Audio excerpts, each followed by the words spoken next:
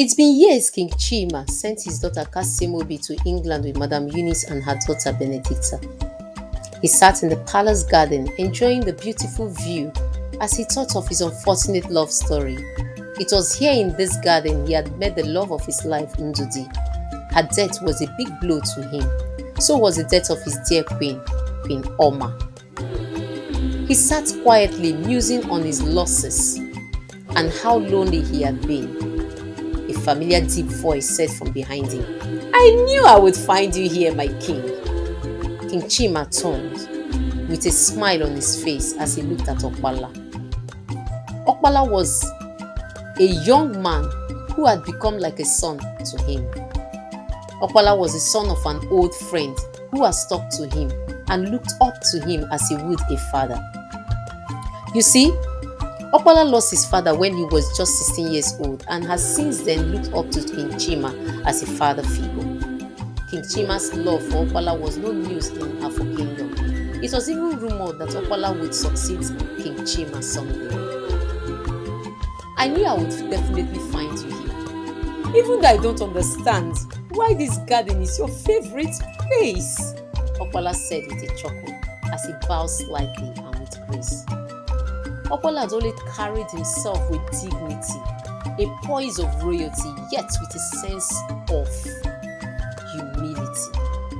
King Chima's smile broadened.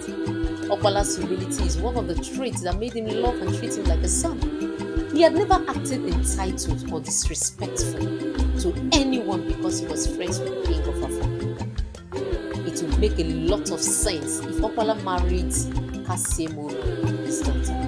He would make a good husband and a great king too. He wondered how his daughter was faring now. It's been a whole 15 years. She will be a grown woman. "Soon, you understand, my son," King Chima responded. "So why were you looking for me?" King Chima asked. "Nothing, my king. Nothing exactly. I only missed my king's company," Okpala responded. They both continued their conversation as Okpala sat down beside King Chima. Far away in England, Madam Eunice stood by the window side, holding the window blinds aside as she watched her children walk into the compound, arguing and laughing over silly matters. They had both gone to see a trendy movie in the cinema. She was glad they had both grown into very beautiful young women. It wasn't easy to be a mother and father to them, but she had succeeded in bringing them up together as sisters, both girls oblivious to the fact that they are not related. As they walked into the house, Madam Eunice's phone rang. She had left it by the stool close to the door. On the stool close to the door, Benedicta picked up the phone to pass it to her mom and glanced at the screen. She saw the caller and asked in surprise, "A call from Africa? Nigeria to be precise?" "Eek," she said in disgust. "Who do you know in that jungle, Mom?" she asked her mom. "Bene, don't say that," Kasimobi scolded. "Remember you're African." "Oh, please! Africans are like wild monkeys," Benedicta said as she frowned at Kasimobi. "Why would you call me an African? I am not. Is this Africa? We are in England, aren't we? This is the reason why you, silly sister of mine, will never be able to find a good-looking, wealthy man as a husband. A good reason why you are not even with a boyfriend. You don't even have a boyfriend right now. You're so daft," Benedicta added as she handed the phone rudely to her mom and walked out of the sitting room, murmuring, "Calling me an African. Duh." "Oh, heavens," exclaimed Kasimobi, walking up to her mom as she greeted and kissed her mom's cheeks. "Answer your call, Mom. I'll be in my room if you need me," she said as she left the room. Madam Eunice nodded, her love for Kasimobi obvious in her eyes.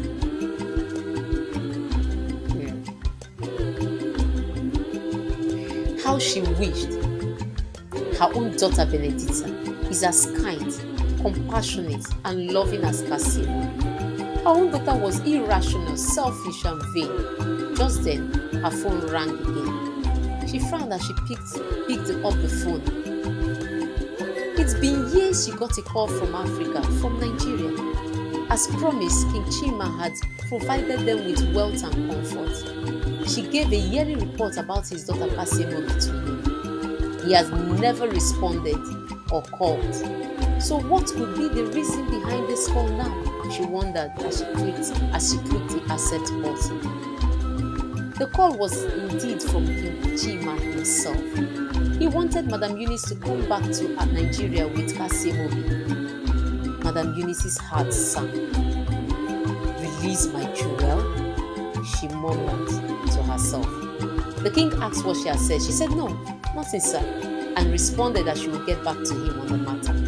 But he made it clear he wanted all three of them back in Nigeria as soon as possible. He wanted them to live in the palace with him as one big family.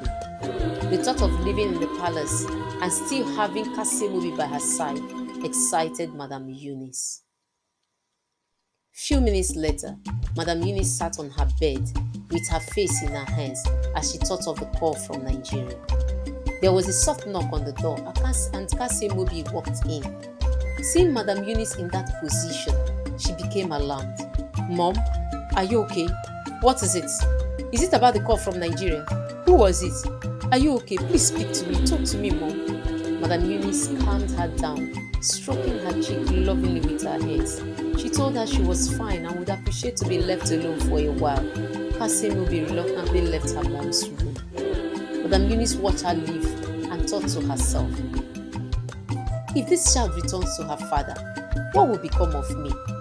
She is always looking out for me. She is a daughter any parent would be proud of. She thought of her own daughter's behavior and shuddered. Benedicta will be my downfall in old age.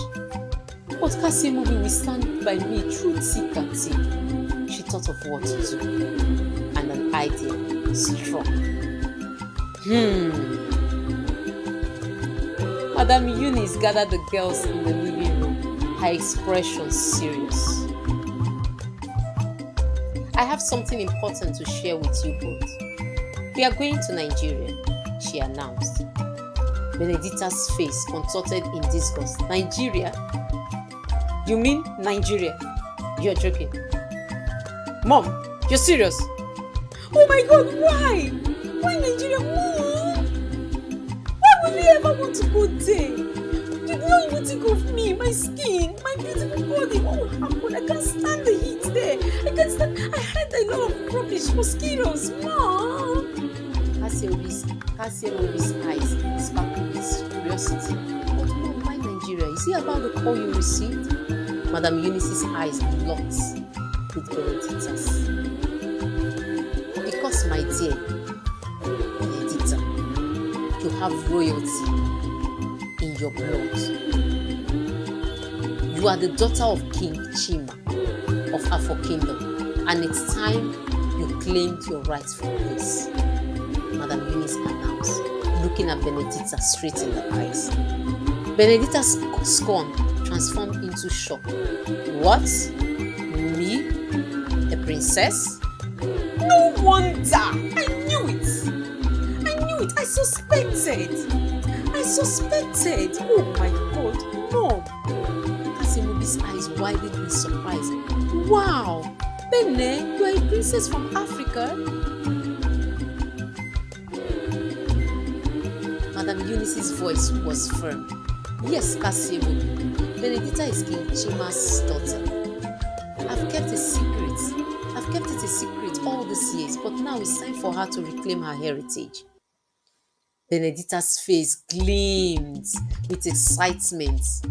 Her aversion for Africa, her hate for Nigeria momentarily forgotten. This means I'm a princess. Wait. This means I'm rich. I will never have to worry about money again. Oh my God, I knew it. I knew there was some... Wait, am I the only one? What about Cassie? Oh my God, I knew it. I'm a princess. Madam Eunice smiled, relieved. She was certain she took the right decision.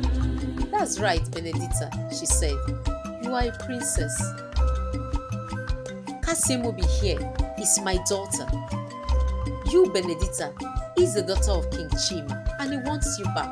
He wants all of us back. I knew it, Benedicta said. So you're not even my mom? Are you serious? No wonder.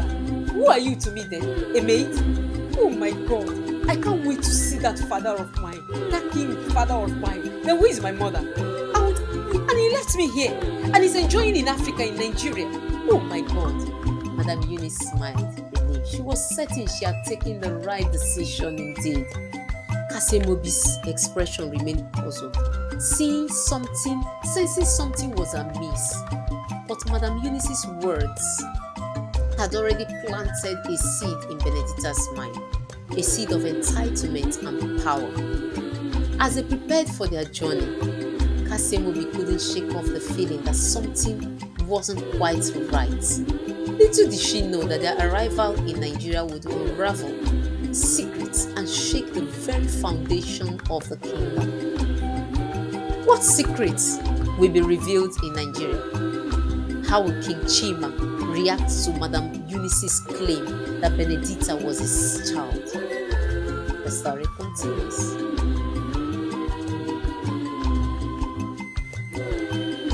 Kindly give the story a thumbs up, comment, share, and subscribe, please. If you've not done so, please subscribe. I'll see you next time. Stay blessed. Bye-bye.